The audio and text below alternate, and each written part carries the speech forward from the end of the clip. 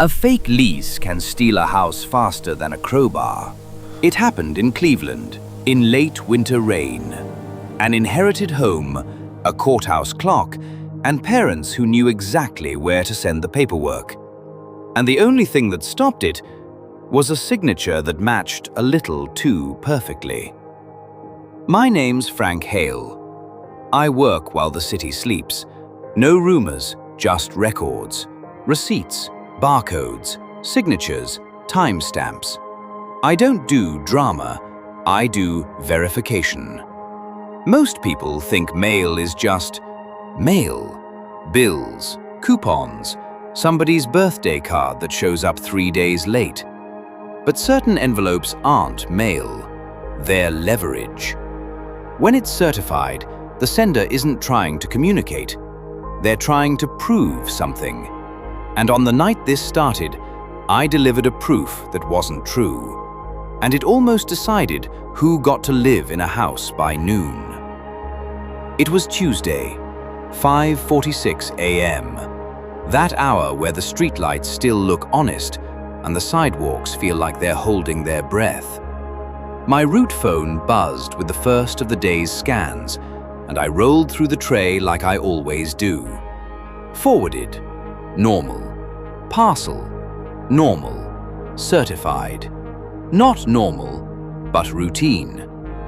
The envelope was stiff, court-looking. Clean window, big block letters. Addressee, Maya Grant. Address, 47 Briarwood Lane. I remembered that street. Old duplexes, a few porches with sagging steps. One big house at the end with a deep driveway and a garage that always looked locked. Certified mail means one thing. Someone wants proof it arrived. Not, I think. Not, she probably got it. Proof. I pull up at 47 Briarwood just before 6. The porch light clicks on before my second step. That's the first sign. People who aren't expecting certified mail don't turn on a porch light that fast. They check later. They squint through blinds. They pretend they're not home. But this light came on like somebody was waiting behind the door with their hand on the switch. I walk up. I knock, firm, not aggressive. The door opens fast. Knock, firm. A woman stands there in a robe and slippers, hair set like she's been awake for hours. Early 60s, pale, heavy eyeliner, dyed blonde bob. She doesn't look surprised. She looks prepared. Morning, I say, because that's what you say at 5:58 a.m., even when nobody's happy about it. Certified for Maya Grant. She doesn't ask who sent it, doesn't ask what it is, doesn't look at the name. She just holds out her hand like she's receiving room service. I'll sign, she says. That's the second sign. The kind of mail that requires a signature usually comes with questions. Who is it from? Is it bad? Is it about the case? She asked none of that. I keep my voice flat. Are you Maya Grant? She pauses half a beat, just enough for my brain to notice. Then she smiles, like we're playing a game she's already won. Yes, she says. But her eyes don't say yes. Her eyes say, hurry up. Certified isn't restricted unless it's marked that way, which means an adult at the address can sign. That's the loophole people don't think about until it hurts them. I hand her the stylus. She signs with a smooth, confident motion. Not shaky, not unsure. Like she's signed that name before. Then she hands it back without even glancing at the envelope. Door closes, lock clicks. I stand on that porch for half a second longer than usual, staring at the wood grain like it might explain something. Then I go back to work. Because the route doesn't care about my instincts. It cares about the clock. By 7:12 a.m., the city is waking up. By 8 a.m., most people are thinking about coffee and traffic and their first meeting. By 9:30 a.m., Maya Grant's life is already tilting, and she doesn't know it yet. Around noon, my route phone rings. The screen reads, "Unknown number." I answer the way I always answer. "Frank?" A woman speaks, tight voice, controlled panic, trying not to crack. "Hi, are you the carrier for Briarwood Lane?" "I cover it," I say. "Are you the carrier for—" "My name is Maya Grant," she says, like she's forcing herself to sound normal. Did you deliver certified mail to my address this morning?" I stop walking, because the woman who signed at that door, that wasn't her. "I delivered a certified piece to 47 Briarwood," I say. "It was signed for." Maya's breath catches. "Signed for by who?" "I can't give you personal details over the phone," I say, because that's policy. But I can hear what's happening on her end. That sound people make when the floor drops out, but they're trying to stay upright. Maya swallows. "Okay, then tell me this," she says. "Was it me?" I don't answer immediately. I don't guess. I verify. "Hold on," I say. "Let me check my log." I step into the shade beside my truck, pull up the delivery history. Timestamp, 5:58 a.m. Status, delivered. Signature captured. And the name field typed in, because carriers type what the signer says, reads M. Grant. That's not proof it was Maya. That's proof someone claimed to be Maya. Maya's voice goes smaller. "Frank, there's a deputy at my apartment door right now." That's a sentence that hits like cold water. "A deputy sheriff," she says quickly. "He says I have a court order, something about a hearing I missed, something about possession." Possession is the word courts use when they're deciding who gets to stand inside a doorway and call it theirs. Maya keeps talking, fast now. "I inherited my grandmother's house, 47 Briarwood. The probate closed last month. The deed is in my name. I haven't even moved in yet." A pause. "And my parents are living there," she adds. That last line is quiet. Not because it's unimportant, because it's embarrassing in the way family problems always are. Maya exhales. "The deputy says there's been a case filed, a landlord-tenant case. He says I'm the tenant and I didn't respond. He says the court granted something by default." Default judgments are paperwork's favorite weapon. They don't prove you're wrong. Judgments are they prove you didn't show up. Maya's voice shakes once, then steadies. "And he says the court served me by certified mail at Briarwood." Now the picture forms. Someone sent court notice, certified, to the house Maya inherited, where Maya doesn't live, and where her parents do. And someone signed it. I keep my tone flat. "Maya Grant, tell the deputy you're not refusing anything. Tell him you're asking for a case number." "I have it," she says. "He's reading it to me." "Write it down," I say. "Ask for the proof of service. Ask where they claim you were served. Ask who accepted it." Maya's breathing is loud in my ear. "Frank," she says, "what do I do?" I don't give legal advice. I give procedure. "You move like you're building a file," I say. "Screenshots, photos, timestamps, documents. Because the court doesn't react to fear. It reacts to records."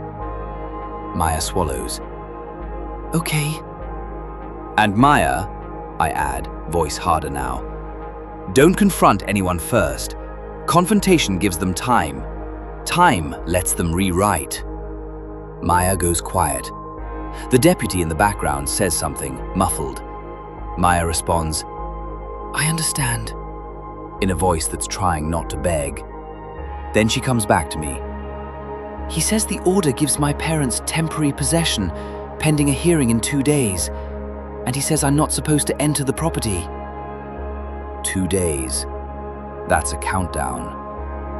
I look back at the delivery log, my scan, my timestamp, the signature image. And I say the sentence that matters most in my line of work. "Maya, I'm going to print the record." At 2:40 p.m., I meet Maya outside the county courthouse. Not inside, outside, because inside is where people feel small. Maya is early 30s, black woman, practical coat, hair pulled back. Eyes sharp with that specific kind of fear that turns into focus if you don't waste it. She holds a manila folder like it's the only solid thing in her day. "I didn't even know there was a case," she says the moment she sees me. "I got one voicemail from a clerk this morning, just call us back." Then the deputy showed up. "That's the point," I tell her. "Cases don't start loud. They start served." We walk in together, quiet steps, fluorescent lights, metal detector beep. At the clerk counter, Maya gives her case number. The clerk, a man with glasses and tired patience, types for a long time without making eye contact. Then he turns the monitor slightly. Maya's hand lifts to her mouth. On the screen, a filing. Plaintiff, Carol Grant and Edward Grant. Defendant, Maya Grant, her parents. Cause, unlawful detainer/possession with supporting documents. The clerk prints the proof of service. And there it is. Certified mail service. Delivered at 47 Briarwood. Accepted by adult occupant. Signature on file. The clerk doesn't smile, but he slides the paper out like it's sharp. "This is what the judge relied on," he says. Maya's voice is thin. "That's my parents' house. They live there, not me." The clerk nods once. "Then you file a motion to set aside default and an emergency stay," he says, quiet, procedural. "Wrong service address is serious. You need proof." Maya looks at me. I hand her my printout, USPS tracking history with my timestamp and the captured signature image. "This is proof," I say. "It's not the whole proof, but it's a spine." Maya swallows, then flips through the court packet. That's when she sees it. A lease. Not handwritten, not casual. Typed, formatted, clean. Residential lease agreement. Landlord, Carol and Edward Grant. Tenant, Maya Grant. Property, 47 Briarwood Lane. Maya stares. "That's insane," she whispers. "What's insane?" I ask, even though I already know. She points at the signature block. It says Maya Grant, signed, dated, initials on every page. Maya's eyes lift to the clerk, like she expects him to laugh and say it's a joke. He doesn't. Maya shakes her head hard. "I never signed this. I never lived there as a tenant. I inherited the house. Never signed this." They're acting like they own it. I look at the signature, and my stomach does a small, cold drop, because I've seen that curve before. That exact loop, that exact slant. It's the same kind of signature people make when they sign for certified mail on my handheld scanner. Not a pen signature, a stylus signature. A signature that lives as a digital image. Maya's voice goes quiet. "Frank," she says, "my mom made me sign for packages when I was a teenager. She always said it was practice. I don't comment. I just take out my record and place it beside the lease page. 2 signatures, 2 images. And the problem isn't that they look similar. The problem is they look identical.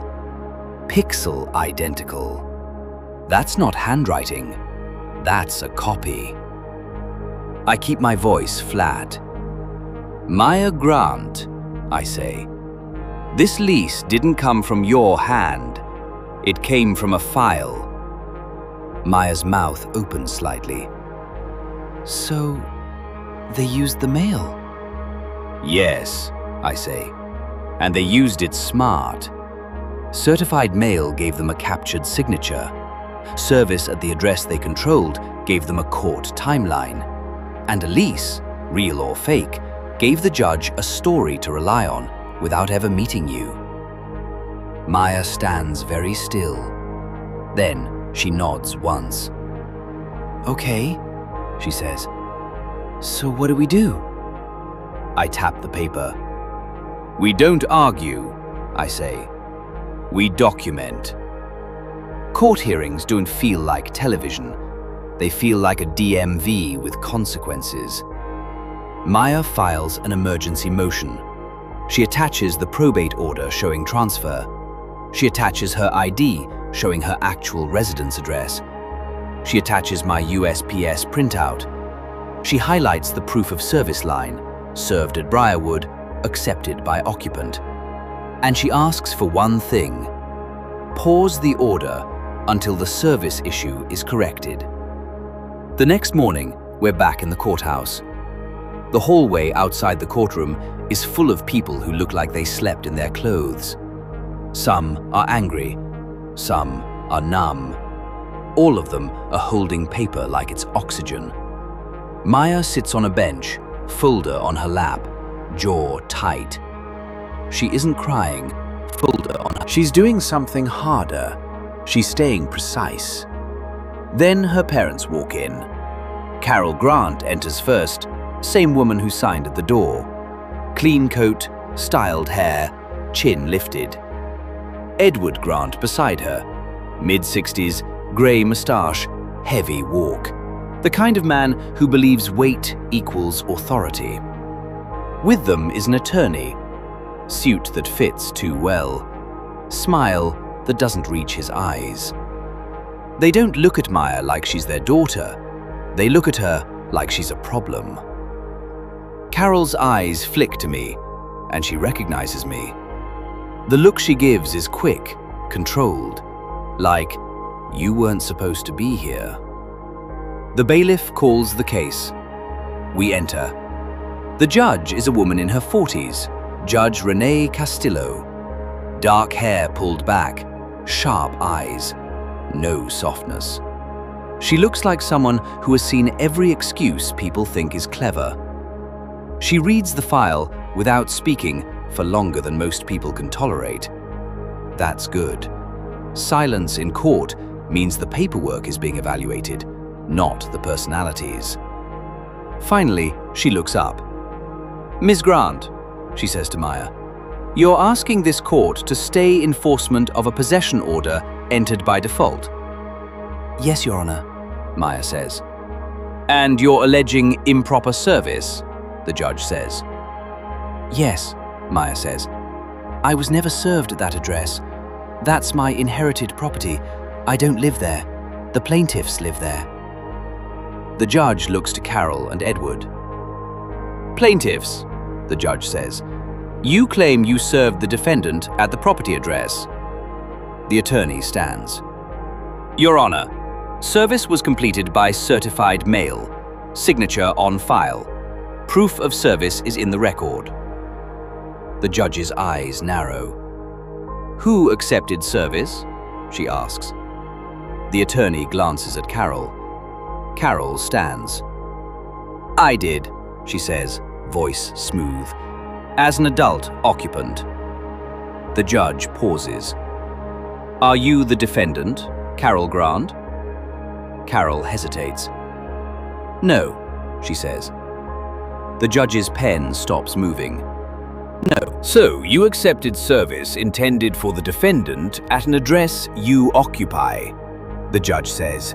And you're the plaintiff. Carol's mouth tightens. I was just trying to make sure it didn't get lost, she says. The judge doesn't react to that sentence at all. Then the judge looks at the lease.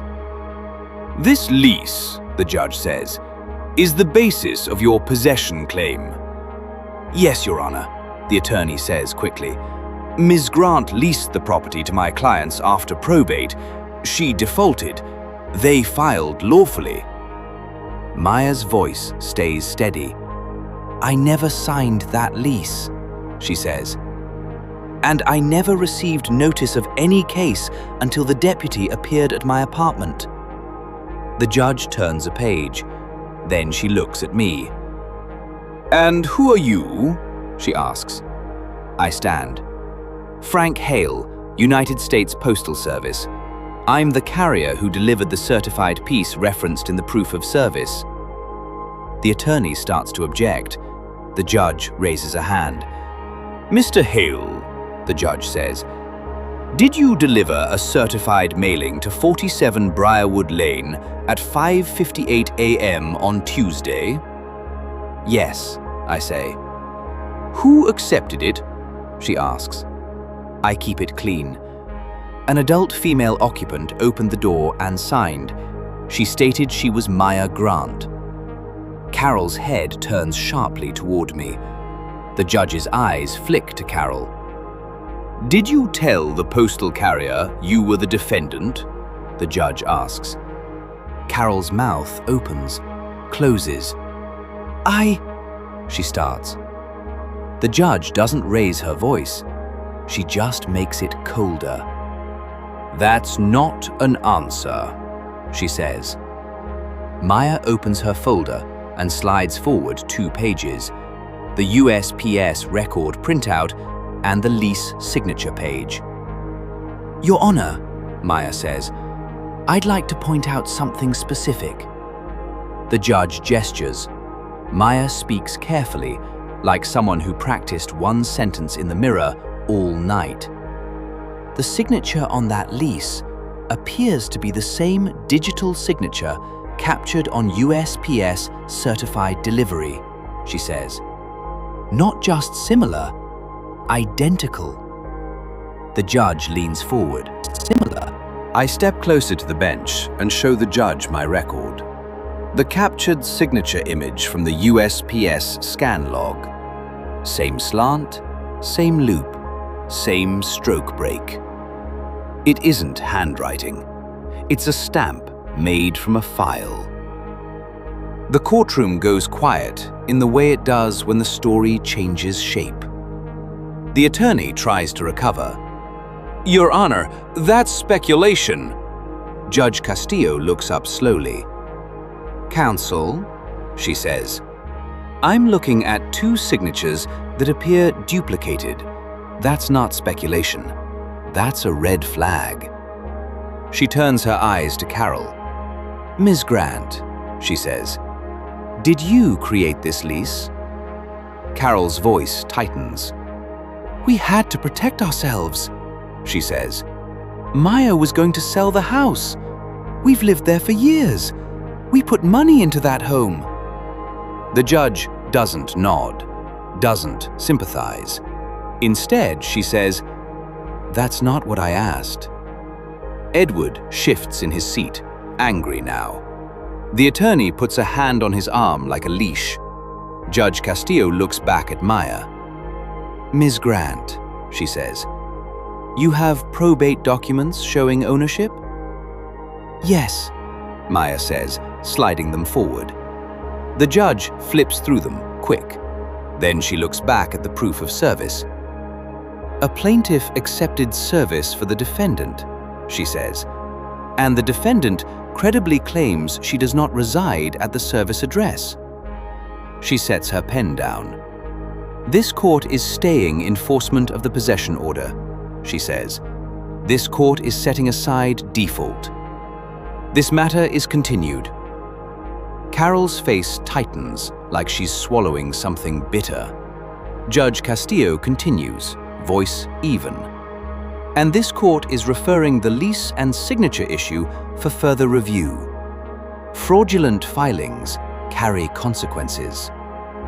That last word lands heavier than any shout. Consequences. Maya exhales. Not relief yet, just air. Because winning a stay isn't winning the war, but it stops the bleeding. Outside the courtroom, Carol tries to speak. Maya? Maya doesn't answer. She doesn't give her mother a scene to use later. She just walks. That night, Maya does what people should do before they ever need to. She changes the locks. She sets up mail security. She files a formal address correction with the court. She requests certified copies of everything. She builds a record. A week later, the court orders the parties into a proper hearing, with identity verification, with actual service at Maya's real residence, with evidence that can't be handled at a kitchen table. And the fake lease? It stops being a family dispute. It becomes what it always was. A document created to force a decision, a weapon made of paper. I went back to my route the next morning. Same streets, same lights, same cold air. But I was thinking about one thing. People talk about betrayal like it's emotional, like it's a feeling. Sometimes betrayal is procedural. Sometimes it's a signature captured at 5:58 a.m. Sometimes it's a court file built from a lie. If your parents used paperwork to take what you inherited, would you confront them first? Or would you do what Maya did? Build a record and let the record speak. Tell me in the comments, and if you want more stories where silence wins because proof is louder, subscribe.